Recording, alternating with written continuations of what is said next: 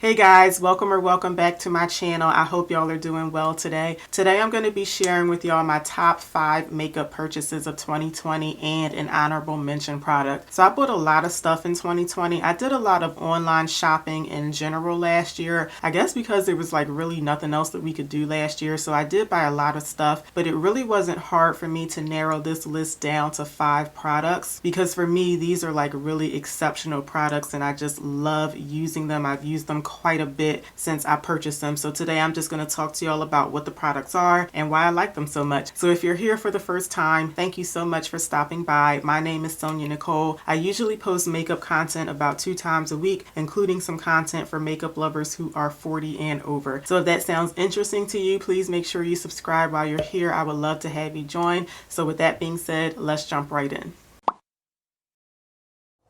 Okay, let's start with the honorable mention product, and that is the Fenty Beauty Powder Foundation. So the only reason this didn't make the cut is because I just got it and I've only used it 3 times. So I just feel like I haven't used it enough to say that it's like one of my top 5 products of the year. But in the 3 times that I have used it, I love it. Now I used this for the first time. This is the shade 340. The first time I used this, I tried it out as a powder foundation, and I think it's really good in terms of like the blurring effect that it gives you on your skin. In terms of like the coverage level and how it builds and just how it applies as a powder foundation, to me it doesn't really stand out among other powder foundations that I've tried, but what I really like about this is how it really gives your face like a blurred, like filtered effect. Like it really makes your skin look really nice and smooth. So like I said, the first time I tried this out, I tried it as a powder foundation. Since then though, I've been using it as a setting powder on top of liquid foundation, and I will say that I like using it that way better. But again, the only reason this didn't make the cut is just because I've only used it a few times. So I feel like I have to keep using it to see if it's something that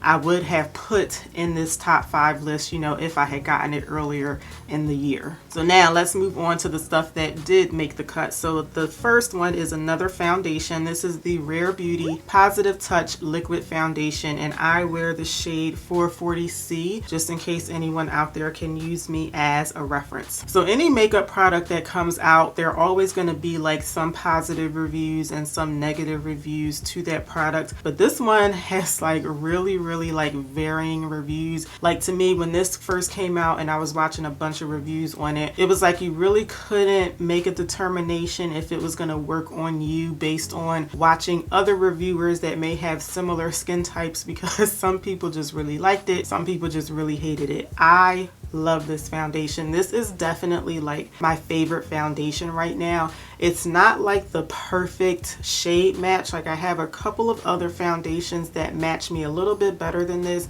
but this one is a really good match for me. And a lot of times it's hard for me to find foundations that have a shade for me. Quite often I pass up on buying foundations because there's really no shade for me. This one is a pretty good one, but like I said, not the best. And again, I wear 440C. So a lot of people don't like the applicator that comes along with this. Now this is like a very liquidy formula, and I think that might be the reason why they gave us a doe foot applicator with this, but I love this thing. I think it makes it really easy to apply. I like the coverage that this gives. This is supposed to be medium buildable to full, and I think it is that. But what really surprised me about this is how it lasted on my skin. So I didn't have high hopes about this the first time that I used it. I thought that it was only going to last for like maybe 2-3 hours and then start getting oily, and it lasted for like maybe like 8-9 hours when I did a wear test, and it looked so pretty. Like the finish was just really nice and smooth, and I loved it. Like ever since then,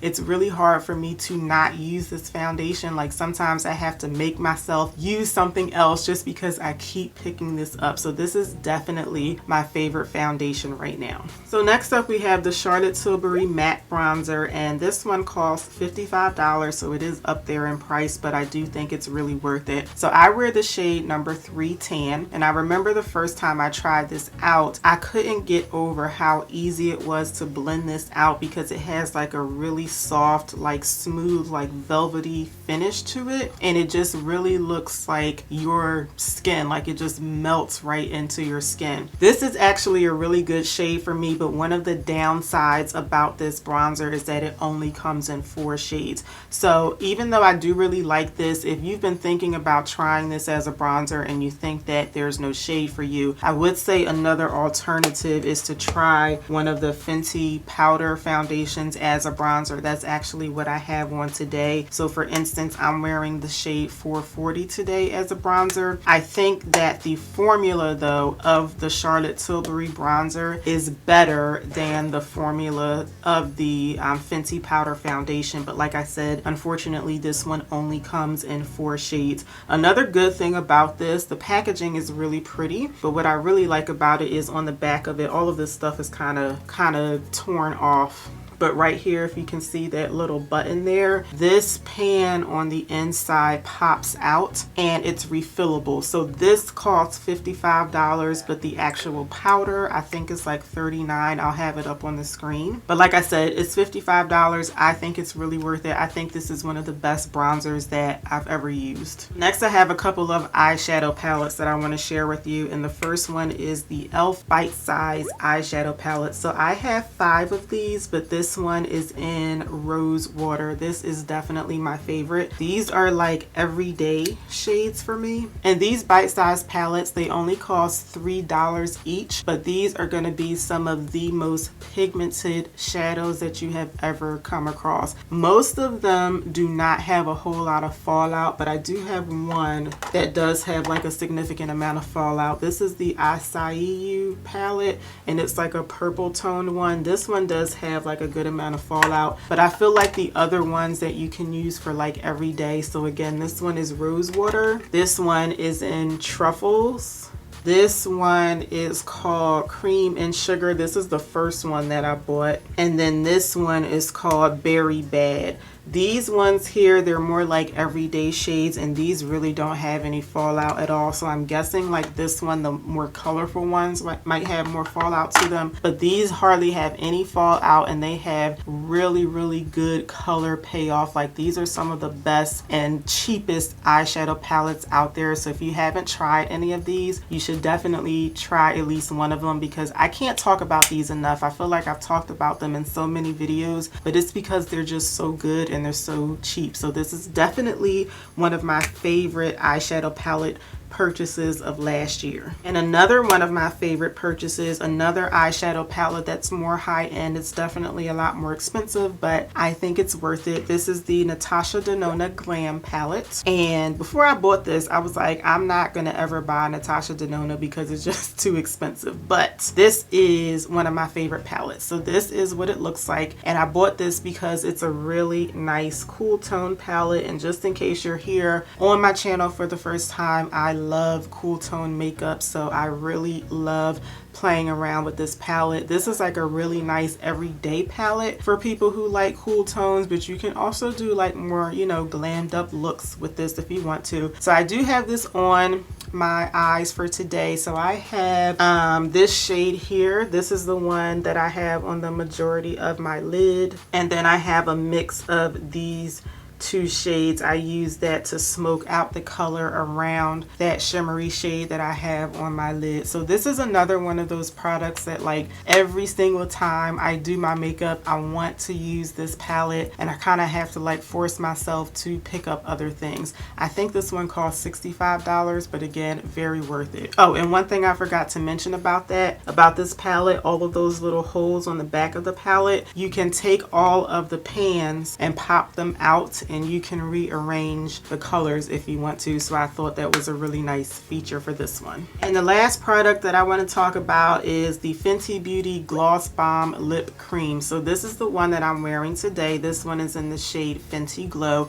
but I have all of the shades. If you've used the original Fenty lip glosses, here's one of them here. So these are like a shimmery lip gloss, the original ones. So the Gloss Balm Lip Creams, these are basically a more pigmented and non-shimmer version of the original gloss bombs. So they definitely have a lot more pigment in them. Even if you use like one of the like more nude colors to them, they have the same exact formula of the original lip glosses. So they're like not sticky at all, very comfortable on the lips. To me, they keep your lips like really nice and comfortable and hydrated for a very long time. I do have a caveat with this product though. Like, even though I would still put it in my top 5 products, the caveat is the pigment in these, they do move around a little bit. Now, I usually wear this shade. This is Fenty Glow, or my favorite is actually this one, which is Mauve Wives. So when I wear these two, I really don't notice the pigment moving around too much, because these are more like nude colors on me. They're more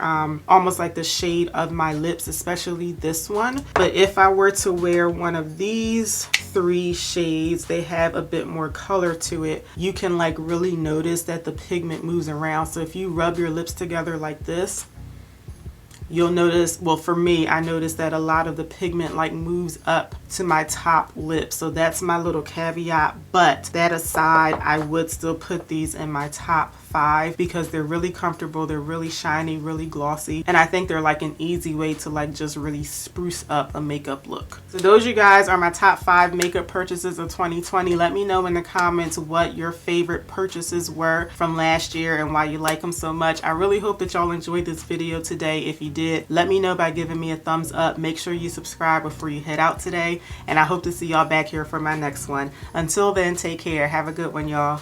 Bye.